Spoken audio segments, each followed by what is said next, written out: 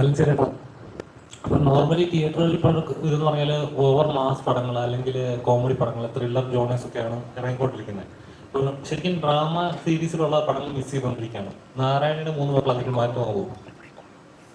ഇതൊരു ഡ്രാമയല്ല, ഇതൊരു റിയലിസ്റ്റ് മൂവിയാണ്. എൻ്റെ ചുറ്റും എൻ്റെ ബന്ധുക്കളും എൻ്റെ അയൽക്കാരുമാണ് എൻ്റെ ശത്രുക്കളെന്ന് വിശ്വസിക്കുന്ന ആളാണ് ഞാൻ. എൻ്റെ ശത്രു, ഏറ്റവും വലിയ ശത്രു ഞാനാണെന്ന് വിശ്വസിക്കുന്ന ആളാണ് ഞാൻ. ഈ സിനിമ നിങ്ങളങ്ങനെ ബോധ്യപ്പെടുത്തും. ഈ സിനിമയിലെ ശത്രുക്കൾ എല്ലാവരും അവരവർ തന്നെയാണ്. ശരിക്കും ലൈഫിലും നമുക്ക് റിലേറ്റ് ചെയ്യാൻ പറ്റും, നമുക്ക് കാണും. ഉറപ്പായിട്ടും. അതുകൊണ്ടാണല്ലോ എനിക്ക് അഭിനയിക്കാൻ പറ്റുന്നത്. അത് ഡയറക്ടർക്കും മനസ്സിലായതുകൊണ്ടാണല്ലോ എന്നെ കാസ്റ്റ് ചെയ്തത്. എന്നോട് വീട്ടിൽ വന്ന് കഥ പറയുമ്പോൾ കുറച്ച് ബീഹാറുകാരാണ് ആദ്യം ഇതിൻ്റെ പ്രൊഡ്യൂസർ ഭാഗമായിട്ട് വന്നിരുന്നത്, ആസാംകാർ. അപ്പോൾ കഥ കേട്ടു, എനിക്കിഷ്ടമായി. കാരണം ഞാൻ അവിടെ ഒരു വലിയ മതിൽ കെട്ടിയിട്ടുണ്ട്. ആ മതിലിൻ്റെ അകത്ത് എൻ്റെ ബന്ധുക്കളെ ആൾക്കാരെ ഞാൻ കയറ്റാറില്ല. കാരണം അവരെന്നെ ശത്രുക്കളായി കാണുന്നു. ഞാനൊന്ന് വളർന്നു പോയി എന്നെ അസൂയ കൊണ്ട്. അപ്പോൾ ഞാനൊരു വലിയ മതിൽ കെട്ടാൻ തീരുമാനിച്ചു, ഒരു ജയിൽ കെട്ടാൻ തീരുമാനിച്ചു. ആ ജയിലിൻ്റെ കഥയാണ് എന്നോട് വന്ന് ഈ നമ്മുടെ സുഹൃത്ത് പറഞ്ഞത്. ഞാൻ അപ്പം തന്നെ സമ്മതിച്ചു. ഈ ജോബി എന്ന് പറഞ്ഞ പ്രൊഡ്യൂസർ പിന്നെയാണ് വരുന്നത്. ഈ ജോബി എന്ന് പറയുന്ന വാക്കിൻ്റെ അർത്ഥം എന്താണെന്ന് അറിയാമോ? ബൈബിളിൽ സൺ ഓഫ് ജോബ് എന്ന് പറയും. അർത്ഥം എന്താണെന്ന് അറിയാമോ? സ്നേഹിതൻ, ദൈവത്താൽ അനുഗ്രഹിക്കപ്പെട്ടത്. ഈ സിനിമ അങ്ങനെ ദൈവത്താൽ അനുഗ്രഹിക്കപ്പെടട്ടെ എന്ന് ആശംസിക്കുന്നു. എവിടെ പോയാലും എല്ലാവരും ചോദിക്കുന്നത് റെട്രോനെ കുറിച്ചിട്ടാണ്. എൻ്റെ ഒരു ഗ്ലിംസ് വീഡിയോ വന്നിട്ടുണ്ടായിരുന്നു, അത് ഭയങ്കര ട്രെൻഡിങ് ആയിരുന്നു. എന്താണ് പറയാനുള്ളത് അതിനെ കുറിച്ചിട്ട്? അല്ലാണ്ട് എന്തെങ്കിലുമൊക്കെ ഒന്ന് പറയാം. കാർത്തിക് സുരാജിന്റെ കൂടെ 2ാമത്തെ പടത്തിലാണ്. May 1 release. വലിയ സിനിമയാണ്, അടിപൊളിയായിരിക്കും. ഒരുപാട് സന്തോഷം എല്ലാവരും എത്തിയത്. നമ്മുടെ ക്രൂവിൻ്റെ സൈഡിൽ നിന്നും വെൽക്കം ടു ഓൾ. ഞങ്ങൾ കുറച്ച് പേരുടെ ഒരുപാട് കാലത്തെ സ്വപ്നവും ഹാർഡ് വർക്കും ഒക്കെയാണ് സിനിമ. സോ നിങ്ങൾക്ക് എന്തൊക്കെയാണ് ചോദിക്കേണ്ടതെന്ന് വെച്ചാൽ ചോദിക്കാം.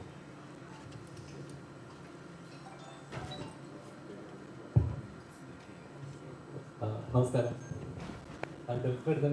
നോർമലി ഇതിന്റെ ട്രെയിലർ കണ്ടപ്പോൾ തന്നെ ഏകദേശം ഒരു പ്ലോട്ട് കിട്ടിയത് നമ്മുടെ നാട്ടിൽ നടക്കുന്ന ഒരുപാട് ഇൻസിഡൻസ് റിലേറ്റ് ചെയ്യാൻ പറ്റുന്ന ടൈപ്പ് ഒരു പ്ലോട്ടാണ്. സ്വത്ത് തർക്കവും അങ്ങനത്തെ ഒരുപാട്. എന്താണ് ഇങ്ങനൊരു പ്ലോട്ട് എടുക്കാൻ, ഇങ്ങനെ തീം, ഇങ്ങനെ 3 പേരെ ഒത്തു ചേർക്കാനുള്ള ഒരു ഇൻസ്പിറേഷൻ എന്തായിരുന്നു? തീം എന്ന് പറഞ്ഞാൽ അങ്ങനെ ഈ ഒരു പർട്ടിക്കുലർ സ്വത്ത് തർക്കമോ അല്ലെങ്കിൽ പറയുന്ന കഥയിൽ അല്ലായിരുന്നു എൻ്റെ സ്റ്റാർട്ടിങ് പോയിന്റ്. ഒരു സ്പേസ് ആയിരുന്നു. ഞാൻ എൻ്റെ ചെറുപ്പകാലം കുറച്ചു കാലം ചെലവഴിച്ചത് കോഴിക്കോട് അടുത്തുള്ള കൊല്ലാണ്ടി എന്ന് പറഞ്ഞ സ്ഥലത്തായിരുന്നു. ആ സ്പേസാണ് ആദ്യം മനസ്സിലേക്ക് വന്നത്. പിന്നെ അതിലേക്ക് കുറച്ച് ക്യാരക്ടേഴ്സ് വരുന്നു. അവരുടെ ഒരു ഇന്ററാക്ഷനിലൂടെ രൂപപ്പെട്ട് വന്ന ഒരു കഥയാണത്.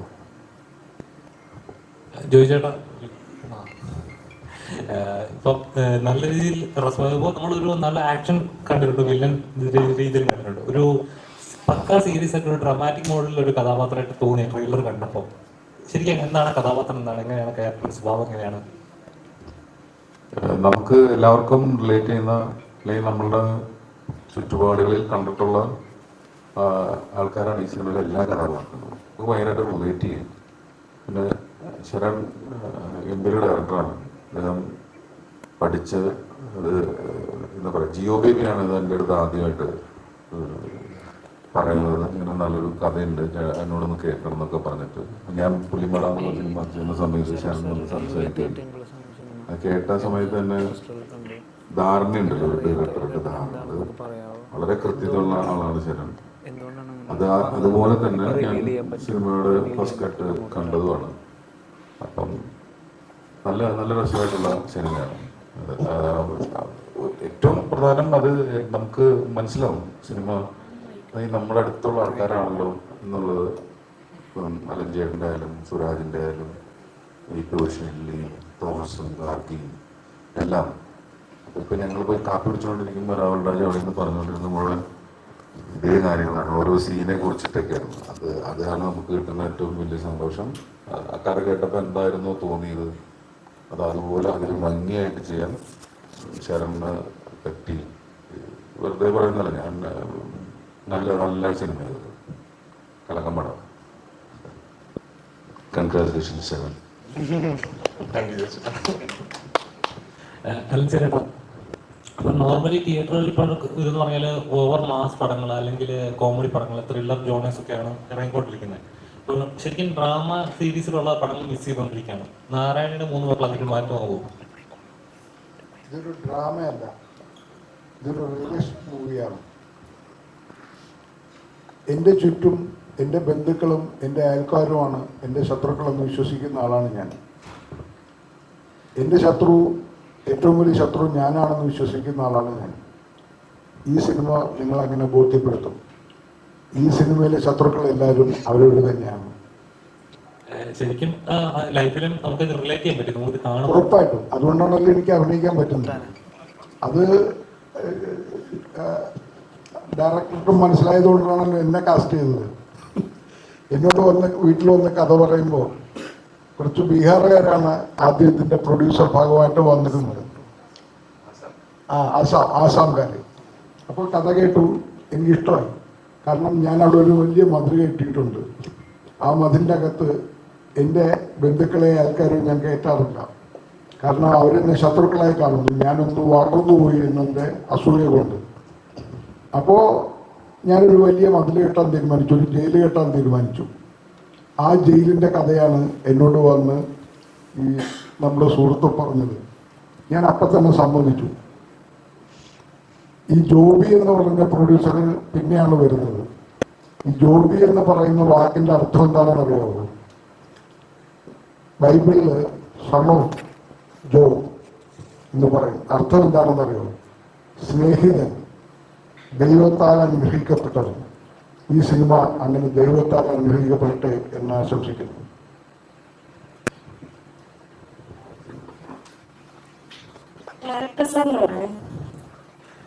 എന്തുകൊണ്ട് ജോലിച്ചേട്ടൻ, സുരാജേട്ടൻ, അലഞ്ചേട്ടൻ, എന്തുകൊണ്ട് 3 ആൺമക്കൾ എന്ന് പറയുമ്പോൾ അവരെ തന്നെ തിരഞ്ഞെടുക്കാനുള്ള കാരണം?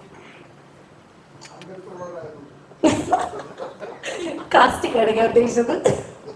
അല്ല, എന്തുകൊണ്ടോ അത് സംഭവിച്ചതെന്ന് പറയാം. അതായത് ഞാൻ എഴുതുന്ന സമയത്തായിരുന്നു ഇപ്പം ജോലിച്ചേട്ടൻ്റെയും സുരാജേട്ടൻ്റെയും അലഞ്ചേട്ടൻ്റെ ഒക്കെ മകൻ മനസ്സിലേക്ക് വന്നത്. അപ്പൊ ആ സമയത്ത് ഇവരാരും എനിക്കറിയില്ല. എനിക്ക് ഇൻഡസ്ട്രിയിൽ അങ്ങനെ പ്രയർ എക്സ്പീരിയൻസ് ഒന്നുമില്ല. അപ്പം ഇവരുടെ അടുത്ത് എത്തിപ്പെടാൻ പറ്റുന്നു, ഇവരുടെ കഥ പറയാൻ പറ്റുന്നുള്ള പ്രതീക്ഷയൊന്നും ഉണ്ടായിരുന്നില്ല. അതൊരു റൈറ്റേഴ്സ് ഫ്രീഡം, നമ്മളൊരു എഴുത്തുകാരുടെ സ്വാതന്ത്ര്യം എന്ന നിലയിലായിരുന്നു ഞാൻ കണ്ടത്. പക്ഷെ എഴുതി കഴിഞ്ഞപ്പം എനിക്ക് ഓക്കെ, രസമുള്ള സാധനമാണെന്ന് എനിക്ക് ബോധ്യം ഉണ്ടായിരുന്നു. അങ്ങനെയാണ് ആദ്യം പുലിമേരയുടെ സെറ്റിലൊക്കെ ചോദിച്ചിട്ട് പറഞ്ഞ പോലെ ചോദിച്ചിട്ട് എത്തിയത്. അപ്പം ഇപ്പൊ പറഞ്ഞ അതേ കാര്യം തന്നെയായിരുന്നു ഒന്നും പറഞ്ഞത്. റിലേറ്റ് ചെയ്യാൻ പറ്റുന്ന ഒരു സ്റ്റോറിയാണ്. അപ്പൊ അതെനിക്ക് പേഴ്സണലി ഭയങ്കര ഒരു കോൺഫിഡൻസ് ബൂസ്റ്റിംഗ് ആയിട്ടുള്ള ഒരു സാധനമായിട്ട് തോന്നി. അങ്ങനെ അതിനുശേഷം സുരാജേട്ടൻ്റെ അടുത്തേക്കും നാരായണിന്റെ 3 ആൺമക്കളാണല്ലോ. ഈ ടൈറ്റിൽ എങ്ങനെയാണ്, എന്താണ് അതിന്റെ ഒരു റീസൺ? എന്തെങ്കിലും എക്സ്പീരിയൻസ് ഉണ്ടോ? ടൈറ്റിൽ എനിക്ക് തോന്നി ഈ സിനിമയിൽ ഏറ്റവും എനിക്ക് ബുദ്ധിമുട്ടായിട്ട് തോന്നിയ ഒരു കാര്യം ഇതിന്റെ ടൈറ്റിൽ ഫിക്സ് ചെയ്യാന്നുള്ളതായിരുന്നു. എഴുതുന്ന സമയത്ത് ഈ ടൈറ്റിൽ അല്ലായിരുന്നു. ഇവരുടെ അടുത്തൊന്നും കഥ പറയുമ്പം ഈ ഒരു ടൈറ്റിൽ ഉണ്ടായിരുന്നില്ല. എനിക്ക് ഷൂട്ടിന്റെ ഒരു 1 മന്ത് മുന്നെയാണ് ഓക്കെ, ഒരു ദിവസം രാത്രി എപ്പോഴായിരുന്നു ഇത് ആലോചിച്ചത്. പക്ഷെ വൻസ് ഇത് നാരായണീന്റെ 3 ആൺമക്കൾ എന്ന് പറഞ്ഞ ടൈറ്റിലേക്ക് എത്തിയപ്പം എനിക്ക് ഓക്കെ, ഇതാണ് ഈ സിനിമ എന്നുള്ള ഒരു ഫീല് വന്നിരുന്നു. അതുപോലെ തന്നെ അതിൽ ആ പേരിലൊരു നാട്ടുഭാഷയുടെ ഒരു ഇതുണ്ടല്ലോ, നാരായണീന്റെ എന്നൊക്കെ പറയുന്നത്. അപ്പൊ ആ ഒരു പടത്തിനും ആ ഒരു ഫീലുണ്ട്. നാരായണി ക്യാരക്ടറിന്റെ മെയിൻ ലീഡാണോ? അങ്ങനെ ഉദ്ദേശിച്ചാണ് പടം കാണാം. ഓക്കെ. അതുപോലെ തന്നെ നമ്മുടെ ശൈലജ ചേച്ചിയോടാണ്. സീരിയലില് ഏറ്റവും അറിയാലോ, സീരിയല് മെയിൻ താരമായിരുന്നു. അപ്പോൾ സീരിയലിൽ നിന്ന് സിനിമയിലോട്ട് വന്നപ്പോൾ ഒരുപാട് സിനിമകളിപ്പോൾ ചെയ്തു. എങ്ങനെയുണ്ട് ഇപ്പോൾ എക്സ്പീരിയൻസും കാര്യങ്ങളൊക്കെ ഈ സിനിമയില്? ഞാൻ സിനിമയിൽ നിന്നാണ് സീരിയലിലോട്ട് വന്നത്. ഓക്കെ, സീരിയലാണ് പക്ഷേ കൂടുതലും ഹൈപ്പ് കിട്ടിയത്. ഏഷ്യനെറ്റിലെ കുങ്കുമപ്പൂവാണ് റീച്ച് ചെയ്യുന്നത്. സിനിമയായാലും സീരിയലായാലും ഞാൻ കുറച്ച് വർക്കേ ചെയ്തിട്ടുള്ളൂ. പക്ഷേ ചെയ്ത വർക്കൊക്കെ ഈ പറഞ്ഞ പോലെ ആൾക്കാരുടെ മനസ്സിൽ നിൽക്കുന്ന വർക്ക്സാണ്. വലിയ ഡിഫറൻസ് എന്ന് പറയുന്നത് ഒന്നുമില്ല. It is all about crafting. That's it. Ma'am അതിൽ നിന്ന് ഞാൻ ചോദിച്ചോട്ടെ, അതായത് ഇപ്പം കഴിഞ്ഞിടയിലുണ്ടായൊരു വിവാദം ഉണ്ടായിരുന്നു. അതായത് ഇപ്പം സീരിയലുകൾ പ്രേക്ഷകർക്ക് നൽകുന്ന ഒരു നെഗറ്റീവ് മെസ്സേജസ് ആണ് സീരിയലുകൾ നൽകുന്നത് എന്നൊരു ഇതുണ്ടായിരുന്നു. മാം അതുപോലെ ഇൻഡസ്ട്രിയിലാവുന്നത് കാരണം കുടുംബ പ്രേക്ഷകർക്ക് കൂടുതൽ റിലേറ്റ് ചെയ്യാൻ പറ്റുന്ന സീരിയലുകളാണ്. അപ്പോൾ കാണുമ്പോൾ പെട്ടെന്ന് കാണുകയും അടുത്ത് വരികയും സെൽഫിയൊക്കെ എടുക്കുകയും ആ കഥാപാത്രമായി തന്നെ പേരിൽ വിളിക്കുകയൊക്കെ ചെയ്യുന്ന ഒരുപാട് ഇൻസിഡൻസ് ഉണ്ട്. പക്ഷേ ഇപ്പോൾ എന്ന് പറയുന്നത് ഇപ്പോഴത്തെ സീരിയലുകൾ അല്ലെങ്കിൽ ഇപ്പോൾ ടെലിവിഷനിൽ കാണിക്കുന്ന പരമ്പരകൾ നെഗറ്റീവ് മെസ്സേജസ് ആണ് കൊടുക്കുന്നത്, അല്ലെങ്കിൽ ഒരു റിയാലിറ്റി ആയിട്ട് ഒട്ടും കണക്ട് ചെയ്യാൻ പറ്റാത്ത, ശരി അങ്ങനെ ഫീൽ ചെയ്തിട്ടുണ്ടോ? ഞാൻ സീരിയൽ വർക്ക് ചെയ്യുമ്പോൾ തന്നെ എനിക്കത് ഫീൽ ചെയ്തിട്ടുണ്ട്. കുങ്കുമപ്പൂ എന്തോ ബാക്കിയുള്ള സീരിയലുകളിൽ നിന്ന് അന്ന് കുറച്ച് വ്യത്യാസമുണ്ടായിരുന്നു, അതുകൊണ്ടാണ് അത് ഹിറ്റായതും. ആ സമയത്ത് തന്നെ ഇതുപോലെ വലിച്ചു നീട്ടുക എന്ന് പറഞ്ഞൊരു സമ്പ്രദായം ഉണ്ടായിരുന്നല്ലോ, ടാം റേറ്റിംഗ് നോക്കി ചെയ്യുക. ബേസിക്കലി കുടുംബ പ്രേക്ഷകർ എന്ന് പറഞ്ഞാൽ നമ്മുടെ വീട്ടിലെ സ്ത്രീകൾ, എസ്പെഷ്യലി അമ്മൂമ്മമാരൊക്കെ അവരുടെ ജോലിയൊക്കെ കഴിഞ്ഞ് എല്ലാവരും കുടുംബമായിട്ട് വന്ന് ടി വിക്ക് മുന്നിൽ ഇരിക്കുന്ന സമയമാണ്. അതുകൊണ്ടാണ് സീരിയലിന് ഇത്രയും അക്സെപ്റ്റൻസ് കിട്ടിയത്. അപ്പോൾ ആ സമയത്ത് നമുക്ക് ഈ പറഞ്ഞ പോലെ റിലേറ്റ് ചെയ്യാൻ പറ്റുന്ന നമ്മുടെ വീട്ടും ചുറ്റുപാടിൽ നടക്കുന്ന കഥകളുടെ ഒരു ലോങ് ഫോർമാറ്റാണ്, ഷോർട്ട് ഫോർമാറ്റാണ് സിനിമ. അതിനൊരു ലോങ് ഫോർമാറ്റാണ്. അതിന് ആ രീതിക്ക് റിയാലിറ്റിയോട് ഒത്ത് എടുത്തു കഴിഞ്ഞു കഴിഞ്ഞാൽ ഒരു പ്രശ്നവുമില്ല. അങ്ങനെ എടുക്കാത്തതാണ് അതിൻ്റെ പ്രശ്നം. അപ്പം അതിനോട് എനിക്ക് വിയോജിപ്പാണ്. ചോദിച്ചേട്ടാ, ആദ്യത്തെ ഡിറക്ഷൻ തന്നെ ഈ തോമസും ഗാർഗിയും ഇവര് ഞങ്ങളുടെ ഒപ്പം തന്നെ വളരെ ഇമ്പോർട്ടൻ്റ് ആയിട്ടുള്ള ക്യാരക്ടേഴ്സ് ചെയ്ത 2 ആക്ടേഴ്സാണ്. തോമസിനെ എല്ലാവർക്കും അറിയാം, ഗാർഗിനെ അറിയാമെന്ന് വിചാരിക്കണം. മലയാള സിനിമയിൽ നിൽക്കാൻ പോകുന്ന ആർട്ടിസ്റ്റാണ്. അപ്പോൾ ഡ്രാമ സ്കൂൾ പ്രോഡക്റ്റ് ആണ്. She's A very good theatre artist. എങ്ങനെ ഉണ്ടായിരുന്നു എക്സ്പീരിയൻസ്? അത് ഇങ്ങനത്തെ ഒരു പ്രോജക്റ്റ് ഒരു കുറച്ച് മിസ്റ്റേക്ക് ഉണ്ട്. ട്രെയിലറിൽ പറയുന്നുണ്ട് ഈ ഫാമിലിയിൽ ഒരുപാട് ഡാർക്ക് സീക്രട്ടുകൾ ഉണ്ടെന്നുള്ളത്. ശരിക്കും അതുണ്ടോ? കുറച്ചൊക്കെ കണ്ടോ പടം കാണുമ്പോൾ? അതുകൂടി പറഞ്ഞ പിന്നെ കാണാനൊന്നും ബാക്കിയില്ലല്ലോ. നല്ല സിനിമ എന്തായാലും എനിക്ക് ഒരുപാട് ആഗ്രഹിച്ച് ഇപ്പം ഇറങ്ങുന്ന ഈ സമയമാകുമ്പോഴത്തേക്കും അത് ഇറങ്ങുന്നതിൻ്റെ ഒരു സന്തോഷം അതുണ്ട്. അല്ലാണ്ട് ഇപ്പോൾ ചോദ്യത്തിൽ നിന്നൊക്കെ അല്ലാണ്ട് അങ്ങോട്ടും ഇങ്ങോട്ടൊക്കെ പോകും. അത്രേ ഉള്ളൂ. അടിപൊളി എക്സ്പീരിയൻസ് ആയിരുന്നു. തോമസ് മാത്യു എന്തോ ആനന്ദം തുടരിനകത്തുണ്ടെന്ന് അറിയുന്നുണ്ട്. ആനന്ദം ഇത്ര വലിയൊരു ഗ്യാപ്പ് ഞാൻ കുറേ ഉണ്ട് പറയാൻ. 8 വർഷത്തെ കഥയുണ്ട്. അപ്പോൾ അത് ഞാൻ പല ഇന്റർവ്യൂവിലും പറഞ്ഞ് കുറെ സ്റ്റക്കായി പോയി. കാരണം ഇത് അങ്ങനെ പെട്ടെന്ന് ഒരു വരികയെന്ന് പറയാൻ പറ്റില്ല. എല്ലാവർക്കും ഉള്ള പോലെ കുറെ സ്ട്രഗിൾ. അപ്പം നല്ലൊരു സിനിമ ചെയ്യണം എന്നുള്ളതിൻ്റെ ഓട്ടം. അപ്പം ഇന്നിവിടെ ഇങ്ങനെ എത്തി നിൽക്കുമ്പോൾ വലിയ സന്തോഷം. അപ്പം നാരായണീൻ്റെ 3 ആൺമക്കൾ എല്ലാവരും ഫെബ്രുവരി 7 കാണണം.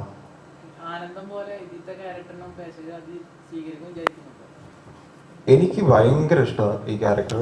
അത് ഭയങ്കര പേഴ്സണലാണ്. പക്ഷെ അറിഞ്ഞൂടാ, എല്ലാവരും സ്വീകരിക്കട്ടെ. തോമസ് ബ്രോ, ഇപ്പൊ ഫെബ്രുവരിയാണ്, വാലന്റൈൻസ് ഡേ കണ്ടുകൊണ്ടിരിക്കുകയാണ്. അപ്പൊ ഇവിടെ ഭയങ്കര ശരി. അപ്പം വാലന്റൈൻസ് അപ്പൊ നോർമലി ഇൻസ്റ്റയിലും റീല് വാട്സാപ്പിൽ വരുന്ന സ്റ്റാറ്റസുകളിലൊക്കെ താങ്കളും ഉണ്ട്. ഫെബ്രുവരി റൊമാൻറ്റിക്, ഇപ്പോഴും അങ്ങനെ റൊമാൻറ്റിക് സ്റ്റാർ ആയിട്ടൊക്കെ കിട്ടുന്നതായ താല്പര്യമുണ്ടോ? കേട്ടില്ല. ഫെബ്രുവരി ആണല്ലോ, വാലന്റൈൻസ് ഡേ ആണ്. നമുക്ക് വരുന്ന സ്റ്റാറ്റസ്, റീൽസുകൾ എല്ലാം നോക്കുമ്പോൾ തന്നെ ആനന്ദത്തിലെ സീനുകളൊക്കെ ഉണ്ട്. ആ റൊമാൻറ്റിക് ആയിട്ടുള്ള സീൻസുകളും ആ മൊമെന്റ്സുകള്. അപ്പം അങ്ങനെ ഒരു ക്യാരക്ടർ തന്നെ നിൽക്കണം താല്പര്യമുണ്ടോ, ഒരു റൊമാൻറ്റിക് സ്റ്റാർ ആയി? ഇല്ല, അങ്ങനെയൊന്നുമില്ല. നല്ല സിനിമകൾ ചെയ്യുക. ഇത് ജോജോടെ പറഞ്ഞോണ്ട് എല്ലാ ക്വസ്റ്റിനും എന്റെ നേരെയാണോ ഇവിടെ ചെയ്യും? ഇല്ല, അങ്ങനെയൊന്നുമില്ല. നല്ല സിനിമകൾ ചെയ്യണമെന്നുണ്ട്. അതിനുവേണ്ടിയുള്ള ഓട്ടമായിരുന്നു ഈ പറഞ്ഞ 8 വർഷം. അപ്പോൾ ഇപ്പൊ നിഖിലിനാണ് ഇന്നത്തെ ക്യാരക്ടറിന് പേര്. അതുപോലെ ചെയ്യാൻ പറ്റട്ടെ എന്ന് വിചാരിക്കുന്നു. ഹലോ ഗാർഗി എവിടെ ഇതിനൊരു മറുപടി ഞാൻ പറഞ്ഞോട്ടെ. എന്താണ് വാലന്റൈൻസ് ഡേ? എനിക്കത്ര സുഖകരമായ ഡേ അല്ല. കാരണം എൻ്റെ കഥാപാത്രത്തിന് അത്ര ഇഷ്ടമല്ല ആ വാലന്റൈൻസ് ഡേ. എനിക്കത് കൗ ഡേ ആയിട്ട് ആഘോഷിക്കാനാണ് ഇഷ്ടം. അത് സിനിമ കാണുമ്പോൾ എനിക്ക് മനസ്സിലാവും. ഇഷ്ടം പോലെ ഇപ്പോഴും ആഘോഷിക്കുന്നുണ്ട്. പക്ഷെ കഥാപാത്രത്തിന് ഇഷ്ടമില്ലെന്നേ ഉള്ളൂ. അത് എന്തിന്റെ ബേസിലായിരുന്നു ആ ചോദ്യം? ജീവിതത്തിൽ എപ്പോഴെങ്കിലും ആഘോഷമാണ് അലഞ്ചേട്ടൻ്റെ അടുത്ത് ചോദിച്ചത്. ചെറുപ്പക്കാരനായതുകൊണ്ട്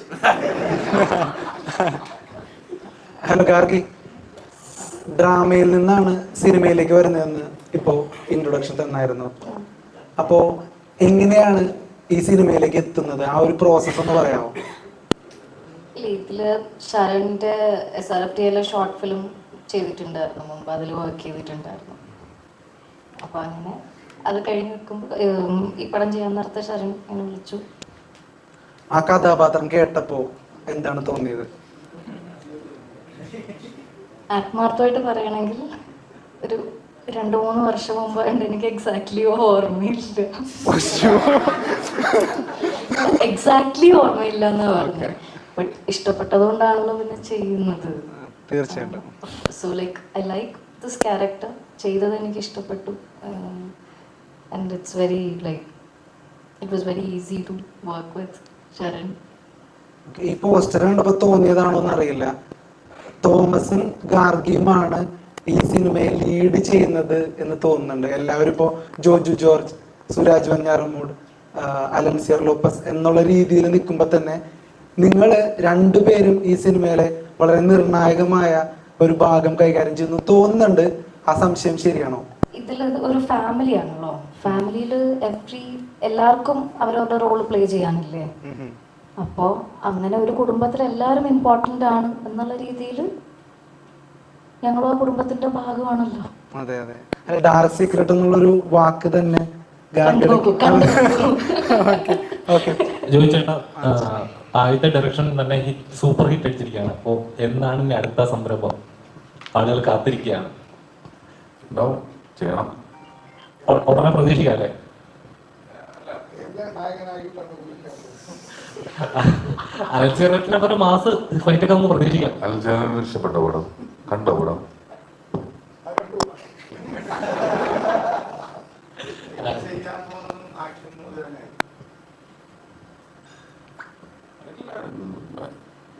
നമുക്ക് അങ്ങനെയൊന്നും പറയാൻ പറ്റില്ല, എങ്ങനെ വല്ല എന്നുള്ളത്. നമുക്ക് ഇങ്ങനെ അങ്ങനെ ഒരു കാറ്റഗറി ഒന്നുമില്ല. പടി 2 ആയിരിക്കും. നോർമലി ഇങ്ങനെ ഒരു ഇവിടെ തന്നെ ചോദിച്ചേട്ടാ, അതിപ്പം പണി ഇറങ്ങിയ സമയത്ത് നമ്മൾ കണ്ടായിരുന്നു എന്തൊക്കെ പ്രശ്നങ്ങളാണെന്ന് റിവ്യൂവിന് ബേസ് ചെയ്തിട്ടുള്ളത്. പക്ഷെ അതിന് ശേഷം ഇറങ്ങിയ പടങ്ങളായിരുന്നു ഓവർ വയലൻസ് ഉള്ള പടങ്ങൾക്ക് വന്നിട്ട് പോലും അതിനെ ആരാധിക്കുകയും തിയേറ്ററിൽ തിരക്ക് കൂടുന്ന ഒരു പ്രവണത നമ്മൾ കണ്ടായിരുന്നു. ശരിക്കും വയലൻസ് എന്നുള്ളത് ഒരു എന്റർടൈൻമെന്റ് ആയി മാറിക്കൊണ്ടിരിക്കാൻ തോന്നുന്നുണ്ടോ? അല്ല, വേറെ കണ്ടന്റുകൾ ഇറങ്ങുന്നില്ലല്ലോ, അതല്ലേ പ്രേക്ഷകർക്ക് ഇഷ്ടപ്പെടുന്ന വേറെ കണ്ടന്റുകൾ. അവര് ഇഷ്ടംപോലെ ആളുകൾ എൻ്റെ അടുത്ത് തന്നെ പറഞ്ഞിട്ടുണ്ട്, കുറെ ലവ് സ്റ്റോറി കാണണം, ഫീൽ ഗുഡ് സിനിമ കാണണം, തമാശ പടങ്ങൾ വരണം. അങ്ങനെ മാറി വരുമായിരിക്കും ഇനി. അങ്ങനെ ആ ജോണറുകളൊക്കെ മാറി വരുമായിരിക്കും. അങ്ങനത്തെ സിനിമകളൊക്കെ കാണണമെന്ന് എല്ലാവർക്കും ആഗ്രഹമുണ്ട്. അപ്പം അത് തന്നെയാണ് ഈ സിനിമയുടെ കാര്യത്തിലും നമുക്ക് ഇതൊരു എന്തോ ഇതിൽ നിന്നെല്ലാം വിട്ടു നിന്നിട്ടുള്ള ഭയങ്കര രസമുള്ളൊരു സിനിമയാണ്. നല്ല ഹെവി ബിരിയാണിയൊക്കെ കഴിച്ചിട്ട് നമ്മൾ പാൽസർവത്ത് കുടിക്കുന്ന പോലെ. ചോദിക്കാൻ കാരണമൊന്നുമില്ല. അപ്പൊ എനിക്ക് പേഴ്സണലി തോന്നിയില്ല. കാരണം ചേട്ടൻ ഇങ്ങനെ കാരണം അതിലും വലിയ പടങ്ങൾ ഇറങ്ങിയിട്ട് പോലും ആരും മൈൻഡ് ചെയ്ത് വിടുന്നു. അപ്പൊ ചേട്ടനെ ടാർഗറ്റ് ചെയ്യപ്പെടുന്നുണ്ടോ എന്നൊരു തോന്നില്ല. അതാ ഞാൻ ചോദിച്ചത്. ചേട്ടനെ ഇങ്ങനെ ടാർഗറ്റ് ചെയ്യപ്പോ, കാരണം അത് കഴിഞ്ഞിട്ടും വേറെ പടങ്ങൾ ഇറങ്ങി, അതിനൊന്നും കുഴപ്പമില്ലാതെ ഓടിപ്പോയി. അപ്പൊ ഒരാളെ ഇങ്ങനെ ടാർഗറ്റ് ചെയ്ത് നശിപ്പിക്കാൻ വേണ്ടിയിട്ട് ഈ സിനിമ പറഞ്ഞ പോലെ പുറത്തുള്ളതിനേക്കാൾ അകത്താണ് ശത്രുക്കൾ എന്ന് പറഞ്ഞ പോലെ ആണോ? ചോദ്യം കഴിഞ്ഞിട്ട് ഞാൻ 2 കണ്ണുനീരിടുന്നു, വികാരമായിട്ട് 2 ഡയലോഗ് പറയുന്നു. Reel 1 million. പണിയെടുക്കുന്നവന് പണി കിട്ടും, പണിയെടുക്കുന്നവന് പണി കിട്ടും. ഇനി പണി 2ാമത്തെ എടുക്കാൻ പോകാണെന്ന് അത് എന്നെ വെച്ചിട്ട്.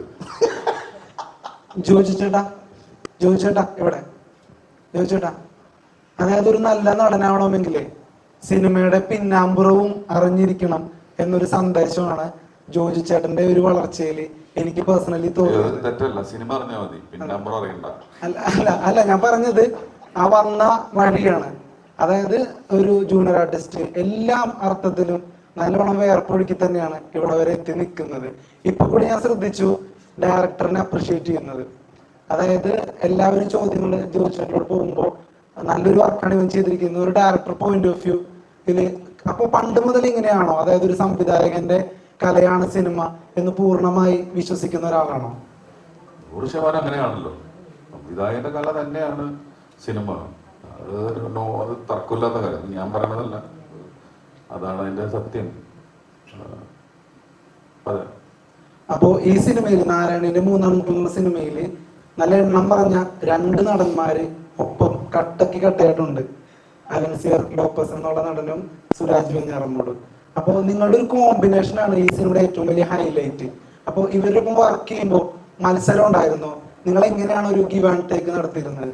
നിങ്ങൾ രാവിലെ എണീറ്റിട്ട് ഞങ്ങളൊരു 100 മീറ്റർ ഓടി നോക്കും, അന്ന് ജയിക്കുന്ന ആളാണ് അന്നത്തെ ഹീറോ.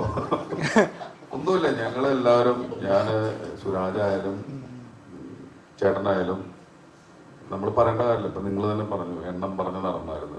അപ്പോൾ ഭയങ്കര രസമായിരുന്നു ആ ഷൂട്ട്. അതിലുപരി ഭയങ്കര ക്ലാരിറ്റി ഉള്ള ഒരു ഡയറക്ടർ. 28 ദിവസമല്ലേ, 29 ദിവസം കൊണ്ടാണ് ആ സിനിമ ഷൂട്ട് ചെയ്തത്. വെൽ ഡിസൈൻഡ് ആയിട്ടാണ് അത് ചെയ്തത്. അങ്ങനെ ഇത്ര കൃത്യതയോട് കൂടിയിട്ടൊക്കെ ഒരു സിനിമ ചെയ്യണമെങ്കിൽ നല്ല അറിവുണ്ടാവണം. അത്രയും അറിവുള്ള ഒരാൾ തന്നെയാണ് ശരണിന്റെ ഇനിയുള്ള സിനിമകളും നന്നാവും. ഇപ്പം നിങ്ങൾ നാളെ സിനിമ ചെയ്യുമ്പോൾ റിവ്യൂ ചെയ്യുമ്പോഴും ഇതൊക്കെ കാക്കാൻ പോണ ഒരു കാര്യം തന്നെയാണ്, ഒരു ഡൗട്ടില്ല അതിൽ. പിന്നെ ഞങ്ങൾ നല്ല അഭിനയിച്ചത് നല്ല എന്താ പറയുക, എനിക്ക് ചേട്ടനോട് ഞാൻ ആരാധിക്കുന്ന ഒരു നടനാണ് ചേട്ടൻ. അപ്പോൾ സുരാജ് എന്ന് പറഞ്ഞു കഴിഞ്ഞാൽ എൻ്റെ വർഷങ്ങളായിട്ടുള്ള കൂട്ടുകാരനാണ്. ഞാൻ സുരാജിൻ്റെ കൂടെയാണ് ഏഷ്യാനെറ്റ് ഫിലിം അവാർഡ്സ് ഒക്കെ കാണാൻ പോവുക. അപ്പോൾ അങ്ങനെ തുടങ്ങിയിട്ടുള്ള കമ്പനിയാണ്. അപ്പം ഞങ്ങൾ ഒരുമിച്ച് അഭിനയിച്ചതൊക്കെ ഭയങ്കര നല്ല രസമായിട്ടുള്ളതായിരുന്നു. മത്സരമായിട്ടൊന്നുമില്ല, നിയമപരമായിട്ടുള്ള സ്പീഡിൽ വൃത്തിക്ക് വണ്ടി ഓടിച്ച് അവിടെ എത്തിക്കുക എന്നുള്ളൊരു കാര്യം മാത്രമേ ഉള്ളൂ. മത്സരോട്ടത്തിനുള്ള അലൻസിയറേട്ടാ, മലയാള സിനിമയിലെ അഭിനയ രാജാവായിട്ടുള്ള തിലകൻ സാറുമായിട്ട് അലൻസിയറിനെ കമ്പയർ ചെയ്യുന്ന ഒരു വിഭാഗമുണ്ട്. എന്തടിസ്ഥാനത്തിലാണ് അങ്ങനെ ഒരു കമ്പാരിസൺ ഒരു നടനെന്നുള്ളത് തോന്നിയിട്ടുണ്ടോ? അത് എനിക്ക് ഭയങ്കര സങ്കടകരമായിട്ടാണ് തോന്നിയിട്ടുള്ളത്. ഞാൻ ആർക്കും പകരക്കാരനല്ല. എനിക്കുള്ള സ്ഥാനം എന്ന് പറയുന്നത് എൻ്റെ ഈ ഇരിക്കുന്ന കസേര മാത്രമാണ്. തിലകൻ സാറിൻ്റെ സിംഹാസനത്തിൽ ഇരിക്കാനുള്ള യോഗ്യത ഒന്നുമില്ല. ഒരാളെ നിങ്ങൾ താരതമ്യം ചെയ്തത്. നിങ്ങൾ നേരത്തെ ജോജുവിനോട് ചോദിച്ചു ഞങ്ങൾ മത്സരോട്ടം നടത്തിയത്. ഞങ്ങൾ ഒളിമ്പിക്സ് ഓട്ടത്തിൽ പോയവരല്ല. കല എന്ന് പറയുന്നത് കായിക മത്സരം പോലുള്ളൊരു പരിപാടിയല്ല. അതൊരു കൊടുക്കലും അങ്ങനെയാണ് കലയിൽ. ഇദ്ദേഹം തരുന്ന ഒരു ആക്ഷന് ഞാൻ റിയാക്ഷൻ കൊടുത്തിട്ടില്ലെങ്കിൽ ഇദ്ദേഹത്തിൻ്റെ ആക്ഷൻ ശൂന്യമായി പോകും. അത് പരസ്പര സ്നേഹമാണ്. ഞങ്ങൾ ശത്രുക്കളായിട്ട് അഭിനയിക്കുമ്പോൾ പോലും പാരസ്പര്യമുള്ള സ്നേഹത്തോടുകൂടിയാണ് അത് പങ്കുവയ്ക്കുന്നത്. അവിടെയാണ് നിങ്ങൾ അത് ആസ്വദിക്കുന്നതും ഞങ്ങളുടെ ശത്രുക്കൾ നിങ്ങൾ മനസ്സിലാക്കുന്നതും. അത് ഞങ്ങളുടെ അഭിനയമാണ്. അല്ലാതെ കായിക ഓട്ടത്തിൽ നേരത്തെ ജോജു പറഞ്ഞതുപോലെ ഓടിത്തോൽപ്പിക്കാനും ആരെയും തോൽപ്പിക്കാനും ഞങ്ങൾ ആരും മത്സരിക്കാറില്ല. അങ്ങനെ ഒരു മത്സരം ഞങ്ങളുടെ ഈ സിനിമയിലോ എൻ്റെ ജീവിതത്തിലോ ഞാൻ ഉണ്ടാക്കിയിട്ടില്ല. ഞങ്ങൾ ആരും ഉണ്ടാക്കിയിട്ടില്ല എന്നാണ് എൻ്റെ വിശ്വാസം. അത് മമ്മൂക്കയായാലും ലാലേട്ടനായാലും എല്ലാവരും. ശരൺ എന്ന് പറയുന്ന ഡയറക്ടർ നിർദ്ദേശിക്കുന്ന വരമ്പിൽ നിന്നിട്ട് വരച്ചിരുന്ന ഒരു കളത്തിൽ നിന്നുള്ളിൽ നിന്ന് മാത്രമേ ഞങ്ങൾക്ക് ചലിക്കാൻ പറ്റൂ. അദ്ദേഹത്തിൻ്റെ ഒരു ഐഡിയ ഉണ്ടാവും. നിങ്ങൾ ക്യാമറയുടെ ലെൻസിന് മുമ്പിൽ നിന്നാണ് അഭിനയിക്കുന്നത്, അല്ലാതെ നിങ്ങൾ ഓട്ട മത്സരം നടത്തുകയല്ല. പിന്നെ കുറേ ജഡ്ജിമാർ വരും. ആ 6 ജഡ്ജിമാർ വന്നിട്ട് ജൂറി മത്സരത്തിൽ ഇരുന്നിട്ട് ആ ജൂറി നോമാരിന്ന് പറയും ഇയാളാണ് മികച്ച നടൻ. അത് അവർക്ക് തോന്നിയതുകൊണ്ടാണ്. അപ്പോൾ അടുത്ത കുറേ ജൂറിമാർ വരും. അവർക്ക് തോന്നും ഇവനല്ല അയാളാണ് മികച്ച നടൻ. അപ്പോൾ അവർക്ക് തോന്നും അവർക്ക് കൊടുത്തതാണ്. അത്രയേ ഉള്ളൂ കാര്യം. ജൂറിമാരുടെ തീരുമാനത്തിന് അടിസ്ഥാനത്തിലാണ് ഈ അവാർഡുകൾ നിർണ്ണയിക്കപ്പെടുന്നത്. അല്ലാതെ ഞങ്ങൾ ഓട്ട മത്സരം നടത്തിയിട്ടല്ല. അതുകൊണ്ട് എനിക്ക് പറയാനുള്ളത്, ഇത് ഒരു വർഷം കിട്ടുന്ന അവാർഡും ഈ ഒളിമ്പിക്സിന് കിട്ടുന്ന അവാർഡും പോലെ താരതമ്യം ചെയ്യരുത്. അതവർ കായികാധ്വാനം ചെയ്തുണ്ടാക്കുന്നതാണ്. ഞങ്ങൾ മാനസികാധ്വാനം കൊണ്ട് ചെയ്യുന്ന, സ്നേഹം കൊണ്ടുണ്ടാക്കുന്ന, പാരസ്പര്യത്തോടെ ഞങ്ങൾ സ്പർശിച്ചിരിക്കുന്ന സ്നേഹത്തോടെ ഉണ്ടാക്കുന്ന അവാർഡുകളാണ്.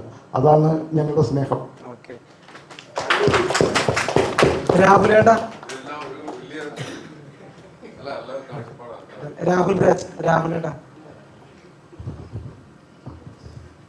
യെസ്, രാഹുലേട്ടന്റെ ഗാനങ്ങളിലൂടെയാണ് എന്തായാലും ഈ സിനിമ കുറെ കൂടി ഹൃദയത്തിലേക്ക് റിലീസിന് മുമ്പേ ഇപ്പൊ എത്തിയിരിക്കുന്നത്. അപ്പോൾ ഗാനങ്ങളുടെ ഒരു ഇമ്പോർട്ടൻസ് ഈ സിനിമയിൽ എത്രത്തോളം ഉണ്ടെന്ന് പറയാമോ? ഇതിൽ ഗാനങ്ങളെന്ന് നമുക്ക് വേറിട്ട് നിർത്താൻ പറ്റാത്ത രീതിയിലാണ്. സ്ക്രിപ്റ്റിൽ തന്നെ ഒരു ഉദാഹരണം പറയുകയാണെങ്കിൽ, ഇപ്പോൾ ലാസ്റ്റ് ഇറങ്ങിയ പാട്ട് വിരൽ തൊടും എന്ന് പറഞ്ഞിട്ടുള്ള ഒരു പാട്ട്. ആ പാട്ടിന് മുമ്പ് ഒരു സിറ്റുവേഷനിൽ മറ്റൊരു ഗസൽ, ഒരു ഫേമസ് ഗസലിനെ പറ്റി പറയുന്നുണ്ട്, ക്യാരക്ടേഴ്സ് തമ്മിൽ. അപ്പോൾ ആ ഗസൽ, പക്ഷെ നമുക്ക് ശരണ ആഗ്രഹം ആ ഗസൽ ഉപയോഗിക്കാൻ പറ്റുമോ എന്നായിരുന്നു. പക്ഷേ അത് നമുക്ക് ഉപയോഗിക്കാൻ പറ്റില്ല, കാരണം അത് അത്ര ഫേമസ് ആയിട്ടുള്ളൊരു ഗസലാണ്. അപ്പോൾ നമ്മൾ ചർച്ചയിലൂടെ ഓക്കെ, അപ്പോൾ ആ സംസാരത്തിന് ശേഷം അതേ രാഗത്തിൽ ഒരു ഗസലിന് തോന്നിപ്പിക്കുന്ന, അതേസമയം വളരെ നേർത്തതായിട്ട് ഒട്ടും ആ നറേറ്റീവിനെ ഡിസ്റ്റർബ് ചെയ്യാത്തൊരു ഗാനം അവിടെ നമുക്ക് ആഡ് ചെയ്യാം.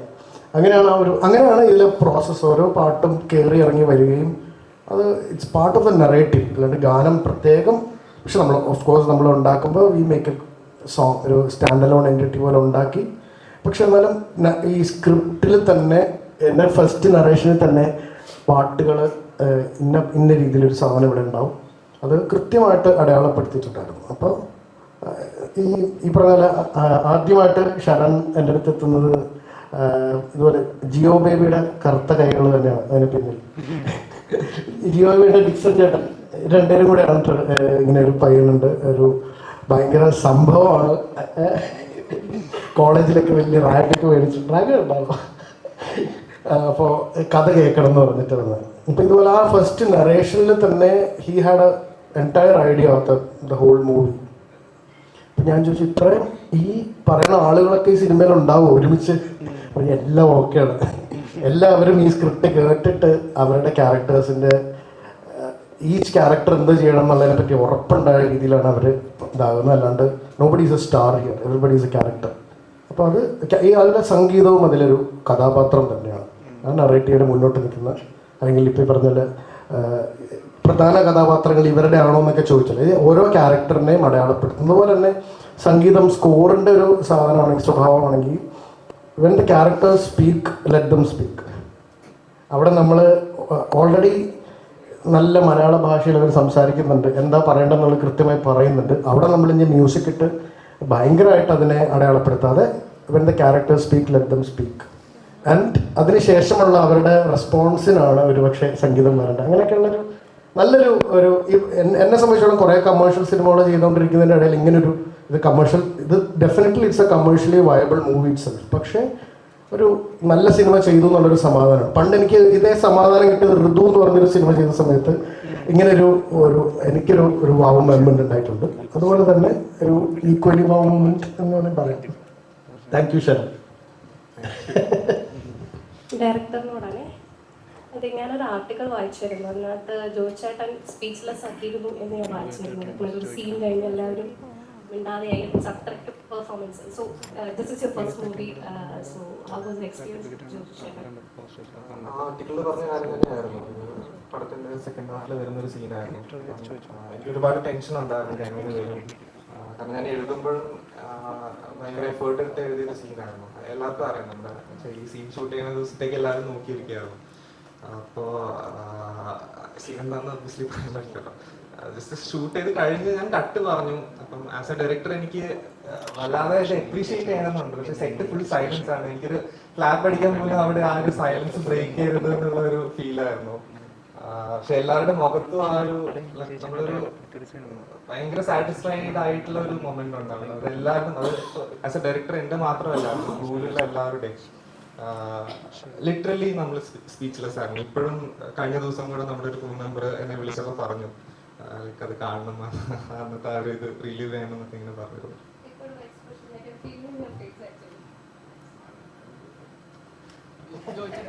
ജോയിച്ചോട്ടനോട് എല്ലാവരും ജോയിച്ചോട്ടനെ എവിടെ പോയാലും എല്ലാവരും ചോദിക്കുന്നത് റെട്രോനെ കുറിച്ചിട്ടാണ്. എൻ്റെ ഒരു ഗ്ലിംസ് വീഡിയോ വന്നിട്ടുണ്ടായിരുന്നു, അത് ഭയങ്കര ട്രെൻഡിങ് ആയിരുന്നു. എന്താണ് പറയാനുള്ളതിനെ കുറിച്ചിട്ട്? അല്ലാണ്ട് എന്തെങ്കിലുമൊക്കെ ഒന്ന് പറയാം. സുരാജിന്റെ കൂടെ രണ്ടാമത്തെ പടത്തിലാണ്. മെയ് 1 റിലീസ് വരും. വലിയ സിനിമയാണ്, അടിപൊളിയായിരിക്കും. എൻ്റെ ഡബിങ് എല്ലാം കഴിഞ്ഞു. സൂര്യയുടെ കംബാക്ക് ഇതിലേക്ക് ഇതിലാണോ? എൻ്റെ കയ്യിലല്ല അത്, അതല്ല പുറത്ത് പറയാൻ പാടില്ല. അവരുടെ ഒന്നും പറയരുതെന്ന് ഇവരുടെയൊക്കെ വലിയ സിനിമകളിലൊക്കെ എഴുതി ഒപ്പിടിയിരിക്കും. അങ്ങനെ ഒരു കാര്യം കൂടി ഉണ്ട്, ഒന്നും പറയരുത്. കാരണം അവർ ഒഫീഷ്യലായിട്ട് അവരുടെ പേജിലൂടെ പറയാൻ പാടുള്ളൂ എന്നുള്ളത്. വെറുതെ ഞാൻ എന്തിനാണ് ഇനി ഒന്ന് റിലീസ് എന്നുള്ളത് പറഞ്ഞു, അതാണ്. പക്ഷെ ആ സിനിമയെ കുറിച്ചിട്ടുള്ള എക്സൈറ്റ്മെന്റ് ഉണ്ടെങ്കിൽ നിങ്ങളെ ഹാപ്പി ആക്കുന്ന സിനിമയായിരിക്കും അത്. കാർത്തിക് സുബ്രാജിന്റെ സിനിമ സൂര്യ സാറിന് ഇഷ്ടമാണെങ്കിൽ അങ്ങനെയൊക്കെ ഇഷ്ടപ്പെടുന്നവർക്ക് എല്ലാവർക്കും ഇഷ്ടപ്പെടുന്ന പടമായിരിക്കും, നല്ല പടമായിരിക്കും. എല്ലാം കഴിഞ്ഞു. June 5 release. അത് തന്നെ സെയിം എഗ്രിമെന്റാണ്, കമ്പനി വേറെ ഉള്ളത്.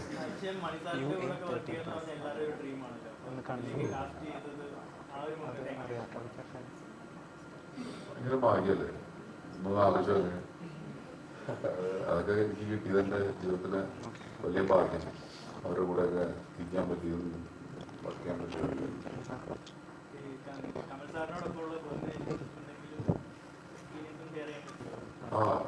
സീൻ പറയണം. അല്ല, എനിക്ക് എൻ്റെ ജീവിതത്തിൽ കിട്ടിയ ഏറ്റവും വാല്യുബിൾ ആയിട്ടുള്ള സൗഹൃദമാണ്. കൂടെ ഇരിക്കാൻ പറ്റിയത്, സംസാരിക്കാൻ പറ്റിയത്, ഇടപെടാൻ പറ്റിയത്, അഭിനയിക്കാൻ പറ്റിയതൊക്കെ വലിയ കാര്യങ്ങൾ. അത് സിനിമ റിലീസ് ചെയ്തത്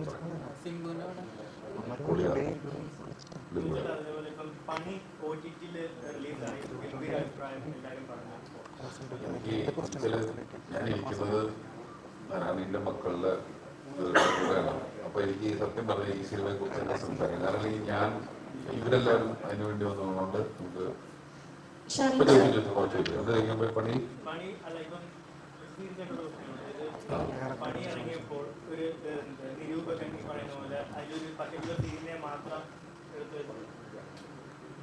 ഡയറക്ടർ സാർ, ഇപ്പൊ തുടക്കത്തിലൂടെ അലൻസ് സാർ പറഞ്ഞല്ലോ ആ പ്രൊഡ്യൂസർമാരെ ആസാമിൽ നിന്നായിരുന്നു എന്നുള്ളത്. ഇപ്പം പിന്നീട് ഇപ്പം കേൾക്കുന്നത് ജോബി ചേട്ടനാണല്ലോ. അപ്പോൾ ഒരുപാട് നല്ല സിനിമകളെ, നിർമ്മാണത്തിലൊക്കെ പ്രതിസന്ധികൾ നേരിട്ട ഒരുപാട് നല്ല സിനിമകളെ ലിസ്റ്റ് ചെയ്ത ഒരു പ്രൊഡ്യൂസറാണല്ലോ ജോബി ചേട്ടൻ. ഒരു സെലിബ്രിറ്റി സ്റ്റാറ്റസ് ഉള്ള ഒരു പ്രൊഡ്യൂസർ കൂടിയാണ്. അപ്പം ആദ്യം ആസാമിൽ നിന്നുള്ള പ്രൊഡ്യൂസർ ആരെന്ന് ഇങ്ങനെ പറഞ്ഞു കേട്ടു, പിന്നീട് ജോബി ചേട്ടനിലേക്ക് എത്തിയതാണോ? അപ്പോൾ ഒരുപാട് നല്ല കണ്ടന്റുകളെ തോളിലേറ്റിയ ഒരു പ്രൊഡ്യൂസറാണ് ജോബി ചേട്ടൻ. അപ്പോൾ ആ പ്രൊഡ്യൂസറിനെ കുറിച്ച് ഉള്ള ഗുഡ് വില്ലിന്റെ അതിലേക്ക് എങ്ങനെയാണ് എത്തിയത്, അദ്ദേഹത്തെ കുറിച്ച്? നമ്മളൊരു സിനിമ ചെയ്യുമ്പം നല്ല സിനിമ ചെയ്താൽ മാത്രം വരാതെ ആളുകളിലേക്ക് എത്തിക്കാന്നുള്ള ഒരു ഏറ്റവും ഇമ്പോർട്ടൻ്റ് ആയിട്ടുള്ള ഫാക്ടറാണ്.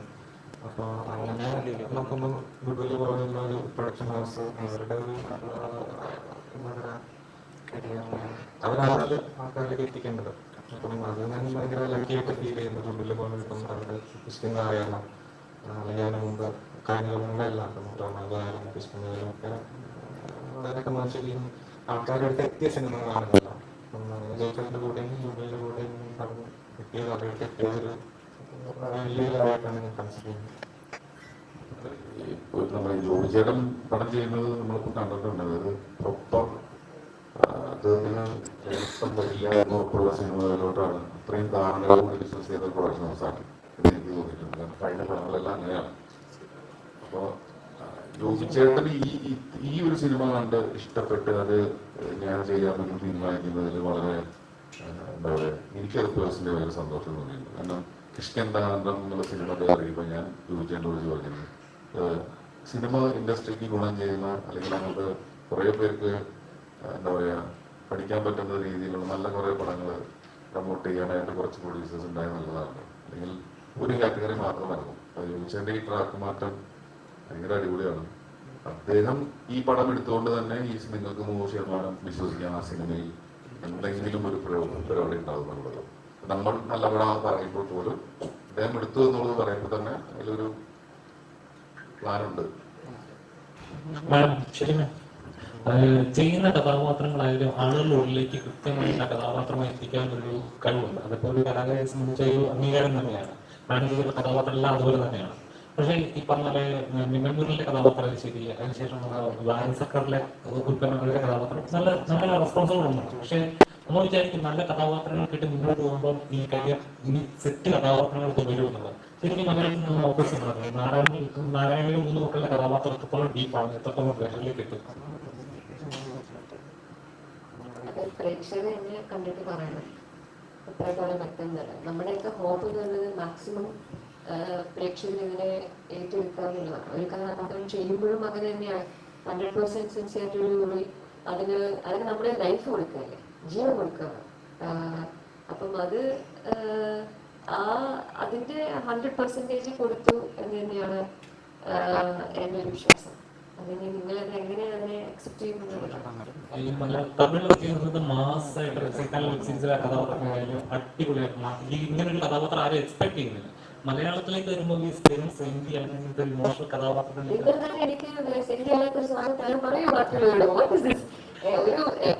ഒരു സ്റ്റീരിയോടിപ്പിസം എന്നൊരു സാധനം ആകുന്നത് എല്ലാവരും ശല്യോ കരഞ്ഞോ എന്റെ വേറെ കഥാപാത്രത്തിനോട് വിളിക്കുള്ളൂ.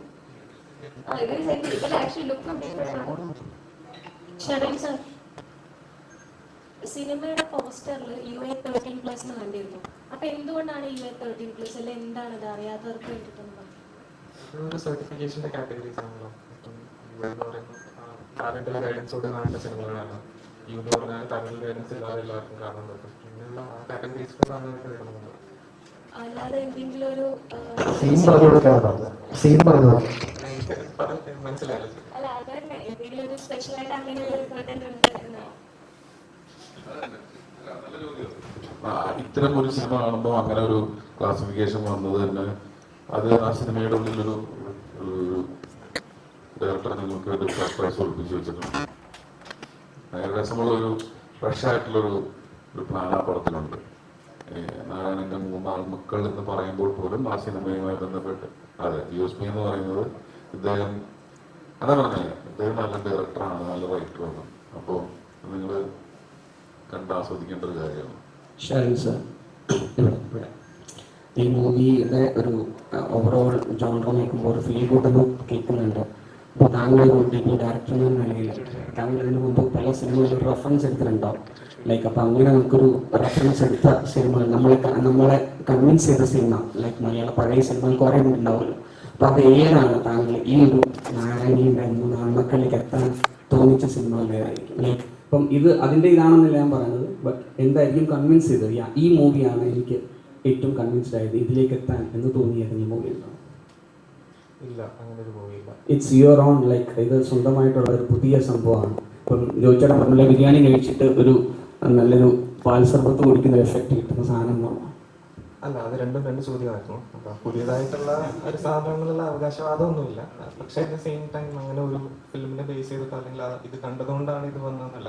ഞാൻ പാസ്റ്റിൽ കണ്ട എല്ലാ സിനിമകളും അതിന്റെ എല്ലാം എൻ്റെ ഉള്ളിൽ തന്നെ കാണുമല്ലോ. അപ്പൊ അങ്ങനെ ഒരുപാട് സിനിമകൾ എന്നെ ഇൻഫ്ലുവൻസ് ചെയ്തിട്ടുണ്ട് ആസ് എ ഫിലിമൊക്കെ. ഇതിന്റെ ടേക്ക് അവേ എന്ന് പറയുന്നത് ഒരു ഫാമിലി ജോണർ മാത്രം, ഒരു ഫാമിലി ആക്സെപ്റ്റ് ഇത് ഒരു as A writer as A film maker എനിക്ക് പറയാനുള്ളത് ഇതൊരു ഫാമിലി ഡ്രാമ, ഒരു പക്ക ഫാമിലി ഡ്രാമയാണ്. ഈ നാരായണന്റെ 3 ആൺമക്കൾ എന്ന് പറയുന്ന സിനിമ പോലുള്ള KG ജോർജ് സാറിന്റെ ഇരകൾ പോലുള്ള കുടുംബ പശ്ചാത്തലത്തിൽ തന്നെ വില്ലന്മാര് അവര് തന്നെയാണെന്ന് പറയുന്ന ഒരു ഇതുണ്ടല്ലോ. ഇന്നത്തെ ജനറേഷനിൽ ഈ പറയുന്ന പാരന്റിന് അടക്കമുള്ള ബിസിനസ് ചർച്ച ചെയ്യുമ്പോൾ ഇന്നും നമ്മൾ തനത് കേരളത്തിൽ ഇന്നത്തെ ജനങ്ങൾക്കിടയിൽ സംസാരിക്കുന്ന ഈ സിനിമകൾ വരുന്നത് എത്രത്തോളം അതിനെങ്ങനെ അല്ല ഗുണകരമല്ല. ബിസിനസ് ലെവലിൽ നോക്കുമ്പോൾ നമുക്കിപ്പോ അതിനൊരു ടെംപ്ലേറ്റ് വരുന്നുണ്ടല്ലോ സിനിമകൾക്ക്. ഒരു വില്ലൻ, ഒരു നായകൻ അല്ലെങ്കിൽ ഒരു നായിക, ഒരു ഡാൻസ് എന്നുള്ള രീതിയിൽ നിന്ന് മാറി ചിന്തിച്ച് നാരായണന്റെ 3 ആൺമക്കൾ എന്ന് പറയുന്ന സിനിമ കുടുംബത്തിൽ ചർച്ച ചെയ്യുന്ന അല്ലെങ്കിൽ ഇത് ചർച്ചയാവണം എന്ന് പറയുന്നുണ്ടല്ലോ. അപ്പോൾ പഴയ സിനിമകൾ നമ്മൾ നോക്കിക്കാണുമ്പോൾ തന്നെ KG ജോർജ് സാറിന്റെ സിനിമകളായാലും പത്മരാജ സാറിന്റെ സിനിമകളായാലും അന്നത് ഹിറ്റായില്ലെങ്കിൽ പോലും ഇന്നത് ചർച്ച ചെയ്യപ്പെടുന്നുണ്ട്. അത്തരം ഒരു രീതിയിൽ പശ്ചാത്തലത്തിൽ കടന്നു പോകുന്ന സിനിമയാണോ നാരായണന്റെ ആൺമക്കൾ എന്ന് പറയുന്നത്?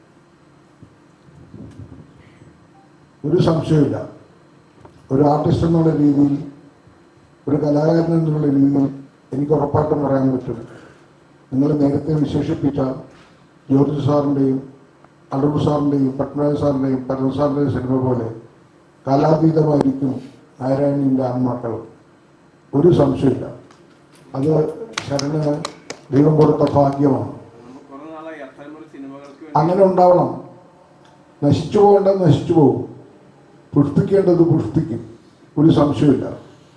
അത് എത്ര കാലം കഴിഞ്ഞാലും അത് അങ്ങനെ ഒരു ഭാഗ്യം ആ ഒരു ശിഖരത്തിൽ ഒരു മൊട്ടായി വിടരാനെങ്കിലും എനിക്ക് അവസരം തന്ന ശരണിനോട് ഞാൻ നന്ദി പറയുകയാണ്. ഇനി എനിക്ക് പറയാനുള്ള ജോജുവിനെ കുറിച്ചാണ്. ജോജു എന്നോട് വളരെ വ്യക്തിപരമായി സ്വകാര്യമായും പറയുന്ന എൻ്റെ ദുശീലങ്ങൾ അവസാനിപ്പിക്കണം, പക്ഷേ എനിക്ക് സ്നേഹം തോന്നിയ ഒറ്റ വാക്കേ ഉള്ളൂ, നിങ്ങളുടെ രാഷ്ട്രീയം ഉപേക്ഷിക്കരുത്. അത് ഞാൻ ഉപേക്ഷിക്കില്ല. ഞാൻ എൻ്റെ ദുശീലം ഉപേക്ഷിക്കാൻ തയ്യാറാണ്, പക്ഷേ എൻ്റെ രാഷ്ട്രീയം ഉപേക്ഷിക്കാൻ ഞാൻ തയ്യാറല്ല. അതെൻ്റെ പ്രിയ സുഹൃത്ത് എന്നോട് പറയുന്ന അവൻ്റെ ധൈര്യമാണ് എനിക്ക് തരുന്ന. എൻ്റെ കൂടെ വർക്ക് ചെയ്യുന്ന പലരും പറയും എൻ്റെ രാഷ്ട്രീയം ഉപേക്ഷിച്ചോളൂ. എന്തിനാണ് ഞാൻ എൻ്റെ രാഷ്ട്രീയം ഉപേക്ഷിക്കേണ്ടത്? എന്തിനാണ് എൻ്റെ വാക്കുകളെ ഞാൻ അരിഞ്ഞു കളയേണ്ടത്? എൻ്റെ നാവ് അരിയേണ്ടത്, എൻ്റെ കഴുത്തരിഞ്ഞു കളയേണ്ടത്, എൻ്റെ കാലിന് ചങ്ങലക്കിടേണ്ടത്? അങ്ങനെ ഇടേണ്ടതല്ല. അങ്ങനെ ഇട്ട് കഴിഞ്ഞാൽ കലാകാരൻ ശവബോഡിയാണ്.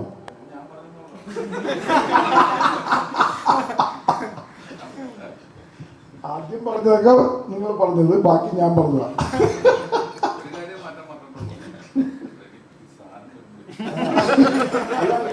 എനിക്കറിയാം ഇത് വിൽക്കാനിരിക്കലാണെന്ന്. എനിക്ക് ദുശീലമുണ്ട്. ആർക്കാണ് ഇല്ലാത്തെന്ന് പറ. സത്യസന്ധമായിട്ട് കൈയോർത്തി പറയാൻ പറ്റുന്നവരെ ഞാൻ വെല്ലുവിളിക്കുകയാണ്. എല്ലാവർക്കും ഓരോ ദശയില്ലെങ്കിലും കാണും. സിഗരറ്റ് വലിക്കാത്ത ഒരാളില്ലാത്തവരുടെ ഇത് ചോദ്യങ്ങൾ ചോദിച്ചാൽ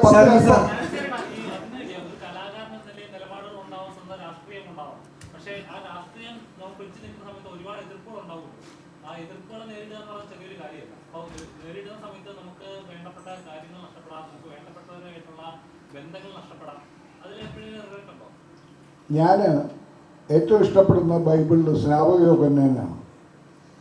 സ്വന്തം കഴുത്തരിഞ്ഞു കഴിഞ്ഞാൽ പോലും ഞാൻ സ്നാപകയോഹന്നാനെ ആദരിക്കുന്ന ഒരുത്തളാണ്. യേശുക്രിസ്തു ഒത്തുതീർപ്പുകാരനായിരുന്നു. പത്രോസ് ഗുരുവിനെ 3 തവണ തള്ളിപ്പറഞ്ഞവനായിരുന്നു. യൂദാസ് കുറ്റബോധം കൊണ്ട് ആത്മഹത്യ ചെയ്തവനായിരുന്നു. എനിക്ക് യൂദാസിനെയാണ് ബഹുമാനം. പിന്നിൽ നിന്ന് കൊത്തുന്ന മിത്രത്തെ അല്ല, മുന്നിൽ നിന്ന് ആക്രമിക്കുന്ന ശത്രുവിനാണ് എനിക്കിഷ്ടം. ഇത്രേ എനിക്ക് പറയാനുള്ളൂ. അതാണ് നാരായണൻ്റെ 3 ആൺമക്കളും പറയുന്നത്. പിന്നിൽ നിന്ന് ആക്രമിക്കുന്ന ശത്രുവിനെയല്ല, പിന്നിൽ നിന്ന് ആക്രമിക്കുന്ന മിത്രത്തെയല്ല, മുന്നിൽ നിന്ന് ആക്രമിക്കുന്ന ശത്രുവിനാണ് എനിക്കിഷ്ടം. ഒരുപാടുണ്ട്, സംശയമില്ലല്ലോ. നിങ്ങളുടെ ഈ അപ്പുറം ഇപ്പുറം ഇരിക്കുന്നവർ എത്ര ശത്രുക്കളും മിത്രങ്ങളുണ്ടെന്ന് നിങ്ങൾക്കറിയാവോ? ഇടതും വലതും ഇരിക്കുന്നവർ ആരൊക്കെയാണ് മിത്രമാണെന്ന് ശത്രുവാണെന്ന് അറിയാവോ? എവിടെ നിന്ന് കുത്തു വരുമെന്നറിയാവോ? ശരണിന് ഇനിയിപ്പോ എത്ര കുത്തു കിട്ടാൻ പോണെന്ന് ദൈവത്തിനറിയാം. ശരൺ സാർ, ഇപ്പോൾ നേരത്തെ KG ജോർജ് സാറിന്റെ പറഞ്ഞ പോലെ തന്നെ ലോഹിതദാസ് സാറാണെങ്കിലും പത്മനാഭൻ സാറാണെങ്കിലും ഈ വൈക്കം മുഹമ്മദ് ബഷീർ ആണെങ്കിലും ഒക്കെ അവരുടെ കൃതികളിലൊക്കെ ചുറ്റുപാടുകൾ, അവർ ജീവിച്ച ജീവിതാനുഭവങ്ങളൊക്കെയാണ് കൂടുതലായിട്ട് പ്രതിപാദിച്ചിട്ടുള്ളത്. ഇപ്പൊ MT സാർ പറഞ്ഞിട്ടുണ്ട്, എനിക്കറിയാവുന്നതാണ്, എൻ്റെ ചുറ്റുപാടുകളാണ് എൻ്റെ കഥയിലൂടെ കൂടുതലും വരിക, അതാണ് എനിക്ക് കംഫർട്ടബിൾ എന്നുള്ളത്. മറ്റൊരു ലോകം തേടി അവർ പോയിട്ടില്ല, പക്ഷെ അതിൽ തന്നെ അവർ വിസ്മയങ്ങൾ സൃഷ്ടിച്ചിട്ടുണ്ട്. ഇപ്പൊ ശരൺ സാർ ആദ്യ സിനിമയിൽ വരുമ്പോൾ തന്നെ ചുറ്റുപാടുകൾ, നമുക്ക് ചുറ്റും നടക്കുന്ന കാര്യങ്ങൾ, കുടുംബ ബന്ധങ്ങൾ, ഇതൊക്കെയാണ് പറയുന്നത്. ഒന്ന് ആലോചിച്ച് കഴിഞ്ഞാൽ ഈ മഹാരഥന്മാരുടെ പാത എന്ന് വേണമെങ്കിൽ പറയാം. ഇനിയുള്ള ഓരോ സിനിമകളും ഇങ്ങനെയൊക്കെ തന്നെ ആയിരിക്കുമോ, അതോ ഈ ജോണറിൽ നിന്നൊക്കെ ഷിഫ്റ്റ് ചെയ്യാൻ സാധ്യതയുണ്ടോ? ജോണർ ഷിഫ്റ്റ് ചെയ്യണം. അടുത്തത് വേറൊരു ഡിഫറെൻ്റ് ആയിട്ടുള്ള ചെയ്യണമെന്നാണ് ആഗ്രഹം. എന്തുകൊണ്ടാണ് ആദ്യ സിനിമ സ്വന്തം ചുറ്റുപാടുകൾ തിരഞ്ഞെടുത്തത്? അങ്ങനെ തന്നെയാണോ എല്ലാവരും ചെയ്യേണ്ടത്? സ്വന്തം ചുറ്റുപാടൊന്നുമല്ല, പക്ഷെ ഞാൻ കണ്ടതും കേട്ടതുമായിട്ടുള്ള കുറേ കാര്യങ്ങൾ എന്നെ ഇൻഫ്ലുവൻസ് ചെയ്തിട്ടുണ്ട്. അതെ. ജോജി ചേട്ടാ, ഒരു ചോദ്യം കൂടി. നമ്മുടെ Joby Jose sir good will എന്റർടൈൻമെന്റ്സിന്റെ ഒരുപാട് മാസ കൊമേഴ്ഷ്യൽ സിനിമകൾ എടുക്കുന്ന ആളാണ്, പ്രത്യേകിച്ച് മമ്മൂക്ക പടങ്ങൾ. ഇപ്പോൾ രാഹുൽ രാജേട്ടനൊക്കെ ഒരുപാട് മ്യൂസിക് ചെയ്തിട്ടുണ്ട് കൊമേഴ്ഷ്യൽ പടങ്ങൾക്ക് വേണ്ടി. ജോസഫ് സിനിമ കണ്ടിട്ട് മമ്മൂക്ക അയച്ചൊരു മെസ്സേജിനെ കുറിച്ച് ജോജി ചേട്ടൻ പറയുന്നത് കേട്ടിട്ടുണ്ട്. കൊള്ളാം, പടവും നടിപ്പും എന്ന് പറഞ്ഞ ഒരു മെസ്സേജ്. നിങ്ങൾ രണ്ടുപേരും കൂടി, അതായത് മമ്മൂക്കയും ജോജു ചേട്ടനും ഒന്നിക്കുന്ന ഒരു മാസ് പടം വരുമോ? എനിക്ക് ആഗ്രഹമുണ്ട്. അത് ഗുഡ് വിൽ തന്നെ പ്രൊഡ്യൂസ് ചെയ്ത് അങ്ങനെ ഒരു പടം വന്നാൽ എങ്ങനെ ഉണ്ടാവും? ആര് പ്രൊഡ്യൂസ് ചെയ്താലും കുഴപ്പമില്ല, നടന്ന സന്തോഷം. നല്ലല്ലേ മമ്മൂക്കയുടെ കൂടെ അഭിനയിക്കാൻ. ഒരു ഓഫർ പോലും അങ്ങനെ വന്നിട്ടില്ല, കഥകളൊന്നും വന്നിട്ടില്ല. ഇല്ല.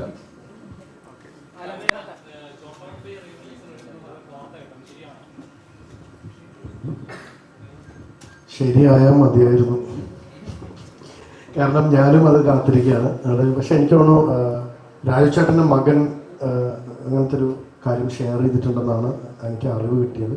പേഴ്സണലി അറിയത്തില്ല, ബട്ട് ഹോപ്പിംഗ്. കാരണം ഇപ്പോഴും അത് ന്യൂ ഇയർ ആയിക്കഴിഞ്ഞാൽ വാസ്കോഡഗാമയൊക്കെ അല്ലെങ്കിൽ തലയും ഒക്കെ എപ്പോഴും സംസാരിക്കപ്പെടുന്നുണ്ട് എന്നുള്ളതാണ് സന്തോഷം. അപ്പോൾ റിലീസ് ചെയ്യട്ടെ, അടിപൊളിയാകട്ടെ.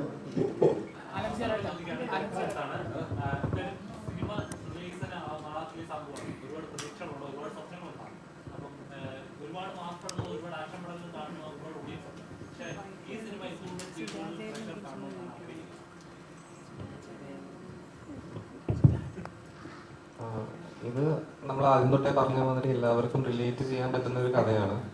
ഒരു രീതിയിലും നിങ്ങളെ ബോറടിപ്പിക്കാതെ ഉള്ളൊരു ചെറിയ കുടുംബ സിനിമ എന്നതിനെ വിളിക്കാം. അപ്പോൾ തന്നെ ഇപ്പം താങ്കൾ പറഞ്ഞ പോലെ തന്നെ ഒരുപാട് മാസ് സിനിമകൾ, ഒരുപാട് ആക്ഷൻ സിനിമകളുടെ ഇടയിൽ തീർച്ചയായിട്ടും ആളുകൾക്ക് ഒരു ഇങ്ങനെയൊരു സിനിമ കാണാനുള്ള ഒരു ആഗ്രഹം ഉണ്ടെന്ന് തന്നെയാണ് ഞങ്ങളുടെ എല്ലാവരുടെയും വിശ്വാസം. അതുകൊണ്ട് തന്നെ നിങ്ങളെല്ലാവരും പോകണം, കാണണം, സിനിമ ഇഷ്ടപ്പെടുമെന്നാണ് നമ്മുടെ വിശ്വാസം. അലൻസിയേട്ട എപ്പോഴും വളരെ തുറന്ന പുസ്തകം പോലെ ഓപ്പൺ ആയിട്ട് സംസാരിക്കുന്ന ഒരു വ്യക്തിയാണ്. ഇപ്പൊ ഈ വേദിയിൽ തന്നെ കുറെ കാര്യങ്ങൾ ഓപ്പൺ ആയിട്ട് സംസാരിക്കുന്നുണ്ട്. പിന്നീട് ചിന്തിക്കാറുണ്ട് ഇത്ര അധികം ഓപ്പൺ ആവേണ്ട ആവശ്യമില്ല, കുറച്ച് കാര്യങ്ങൾ മറച്ചു വെക്കണം എന്നൊക്കെ. ഞാൻ കുമ്പസാര കൂട്ടിലല്ലല്ലോ, ഞാൻ നിങ്ങളുടെ മുമ്പിലല്ലേ സംസാരിക്കുന്നു. നിങ്ങൾ എന്നെ പോലെ തുറന്ന് സംസാരിക്കും. നിങ്ങൾ കള്ളത്തരങ്ങൾ പറയുന്നത്. അലൻസിയേട്ടാ, നേരത്തെ പറഞ്ഞായിരുന്നു രാഷ്ട്രീയം വിടരുതെന്ന് ജോജു ചേട്ടൻ പറഞ്ഞു എന്ന്. ഒരു സംശയം, എന്താണ് അലൻസിയർ ചേട്ടന്റെ രാഷ്ട്രീയം? എൻ്റെ ഹൃദയം ഇടതുപക്ഷത്തിരിക്കുന്നിടത്തോളം ഞാൻ ഇടതുപക്ഷത്താണ്. ഞാനൊരു പാർട്ടിയിലും മെമ്പറല്ല. ഹൃദയം ചലിക്കുന്നിടത്തോളം ഞാൻ ഇടതുപക്ഷത്താണ്. അപ്പോ ഇടതുപക്ഷവും പാർട്ടിയും രണ്ടാണോ? അങ്ങനെയാണെന്നാണ് എനിക്ക് തോന്നുന്നത്. നിങ്ങൾ എൻ്റെ ജീവിതത്തിൽ നടന്ന കാര്യം അറിയാമോ? നിങ്ങൾ ഇത്ര നേരം ജോജുവിനോട് തമിഴ് സിനിമയിൽ അഭിനയിച്ച കാര്യങ്ങളൊക്കെ ചോദിച്ചുകൊണ്ടിരുന്നു. ഞാൻ വേട്ടയിൽ അഭിനയിച്ച കാര്യം നിങ്ങൾ അറിഞ്ഞോ? ഞാൻ രജനീകാന്തിനോടൊപ്പവും അമിതാഭ് ബച്ചനോടൊപ്പവും ഞാൻ അഭിനയിച്ചു. എനിക്ക് മുംബൈ വരെ ടിക്കറ്റ് തന്നു. ഞാൻ സത്യം തൊട്ട് പറയാണ്, തുറന്ന പുസ്തകം പോലെ പറയാണ്, എനിക്ക് ₹1 ശമ്പളം കിട്ടിയില്ല. 5 സ്റ്റാർ ഹോട്ടലിൽ താമസം തന്നു. ഞാൻ അവിടെ ചെന്നിരുന്നിട്ട് ജഡ്ജി വേഷത്തിലിരിക്കണം. തമാശയാണ്. ഇനി തമിഴിൽ എനിക്ക് വേഷം കിട്ടും തോന്നുന്നില്ല ഇത് പറയുന്നതുകൊണ്ട്. ഇവർ രണ്ടുപേരും അഭിനയിക്കുന്നത് എങ്ങനെയാണ് കാണണം എന്ന് മാത്രം മോഹിച്ചു പോയതാണ്. അല്ലാതെ തമിഴിൽ അഭിനയിക്കണമെന്നോ അവിടെ തമിഴ് കേരളമെന്നോ എനിക്ക് താല്പര്യം ഉണ്ടായിരുന്നില്ല. ഞാൻ ആ ഒരു ജഡ്ജി വേഷവും കെട്ടി ചേംബറിൽ കയറിയിരിക്കുമ്പോൾ ഒരു വശത്തിരിക്കുന്നത് രജനി സാറ്, അപ്പുറത്ത് അമിതാഭ് ബച്ചൻ സാറ്. അപ്പോൾ ഒരാളുടെ പെർഫോമൻസ് ഞാൻ കാണുകയാണ്. എനിക്ക് എൻ്റെ ഷോട്ടില്ല, എനിക്ക് ഇവരുടെ പെർഫോമൻസ് ഒന്ന് നേരിട്ട് കാണണം. ഈ രജനി സാറൊക്കെ പണ്ട് ഞാൻ പ്രീ ഡിഗ്രി പഠിക്കുന്ന കാലത്ത് ഒരു സിനിമയിൽ കണ്ടിട്ടുണ്ട്. ഈ പറന്നു പോകുന്ന ഹെലികോപ്റ്ററൊക്കെ ഇങ്ങനെ കയറൊക്കെ ഈ ചുണ്ടുകൊണ്ട് കടിച്ചു പിടിച്ച് പല്ലുകൊണ്ട് കടിച്ചു പിടിച്ച് നിർത്തുന്നതൊക്കെ.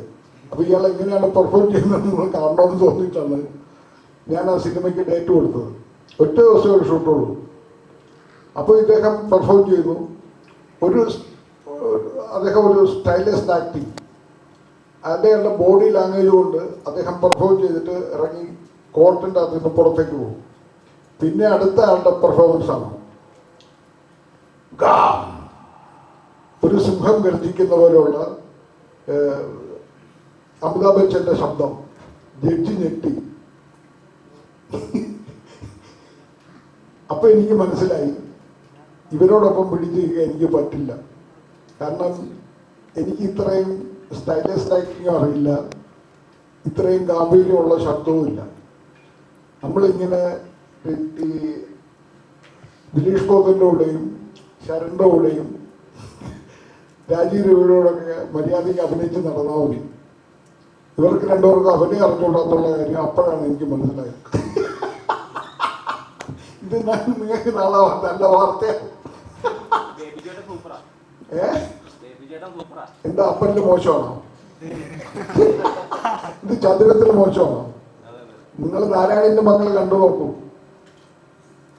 നാളെ നിങ്ങൾ ഈ തമിഴിലെ എന്റെ വേഷമില്ലാതൊക്കെ കളയരുത് കേട്ടോ. ഇതൊന്ന് എഡിറ്റ് ചെയ്യണം. ഇതേപോലെ കുറെ കാര്യങ്ങൾ ഓപ്പണായി സംസാരിക്കുന്നതുകൊണ്ട് അലക്സറിന് കുറെ വേഷങ്ങൾ മിസ്സാവുമെന്ന് വിചാരിക്കുന്നുണ്ടോ?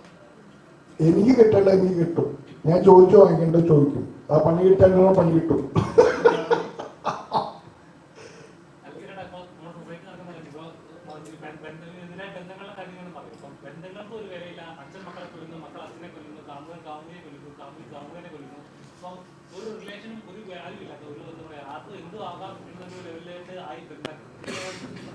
തീർച്ചയായിട്ടും എൻ്റെ വീട്ടിൽ പോലും എൻ്റെ മക്കള് വീട്ടിൽ വന്നു കഴിഞ്ഞാൽ രണ്ടുപേരുടെയും മുറി അടച്ച് കിടക്കും. അവരങ്ങ് മുറി അങ്ങ് ലോക്ക് ചെയ്യും. അറ്റാച്ച്മെന്റ് ഇല്ല. പിന്നെ നമ്മൾ ഡിറ്റാച്ച്ഡായി. അങ്ങനെ ഒരു ലോകത്താണ് ജീവിക്കുന്നത്. ഞാൻ വളരെ പേഴ്സണലി പറയാം, എൻ്റെ അച്ഛൻ എൻ്റെ മക്കളെ സ്കൂളിൽ നിന്ന് വരുമ്പോൾ റോഡ് ക്രോസ് ചെയ്യാൻ ബസ്സിൽ നിന്ന് ഇറങ്ങുമ്പോൾ കാത്തു നിൽക്കും. അവരെ റോഡ് മറികടത്തി കൊണ്ടുവരാൻ. എൻ്റെ അച്ഛൻ മരിച്ചപ്പോൾ ഞാൻ കരയുന്നുണ്ട്. എൻ്റെ മക്കളുടെ കണ്ണിൽ നിന്ന് ഒരു തുള്ളി കണ്ണീരോരും വന്നില്ല. അത് കണ്ടപ്പോൾ എനിക്ക് മനസ്സിലായി എത്രയോ അകലങ്ങളിലാണ് നമ്മുടെ ജീവിതം. അത് തന്നെയാണ് നാരായണൻ്റെ മക്കളും. എത്രയോ അകലങ്ങളിലാണ് നാരായണൻ്റെ മക്കൾ. ആ കഥ കേട്ടപ്പോൾ എനിക്ക് തോന്നിയത് ഞാൻ റിലേറ്റഡ് ആയിട്ടുള്ള ഒരു സൊസൈറ്റിയെ കുറിച്ചാണ്. അത് തന്നെയാണ് ഈ സിനിമ സംസാരിക്കുന്നത്. ഞാൻ എൻ്റെ പേഴ്സണൽ എക്സ്പീരിയൻസ് വെച്ചിട്ട് തന്നെയാണ് ഇത്രയും വ്യക്തിപരമായ ഒരു സാധനം പോലും നിങ്ങളോട് പറയുന്നത്.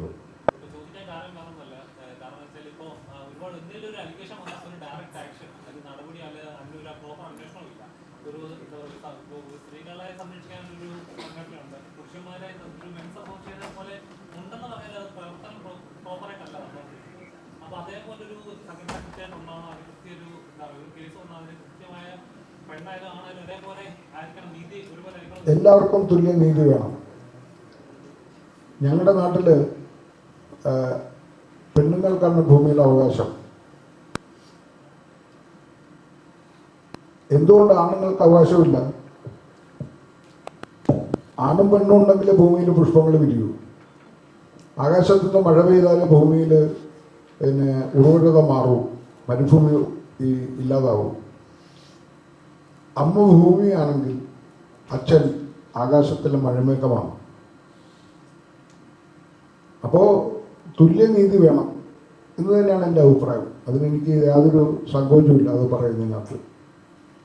പെണ്ണുങ്ങൾക്ക് മാത്രമായിട്ടുള്ളൊരു അവകാശമില്ല, ആണിനും പെണ്ണിനും തുല്യ അവകാശമുണ്ട്.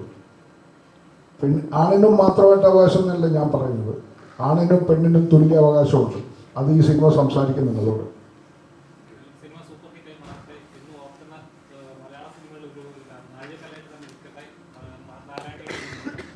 നാരായണൻ്റെ 3 ആൺമക്കൾ, നിങ്ങൾ എത്ര കാലം കഴിഞ്ഞാലും നിങ്ങളുടെ മക്കൾ ജനിച്ചാലും നാരായണൻ്റെ 3 ആൺമക്കൾ നിങ്ങൾക്കുണ്ടാകട്ടെ.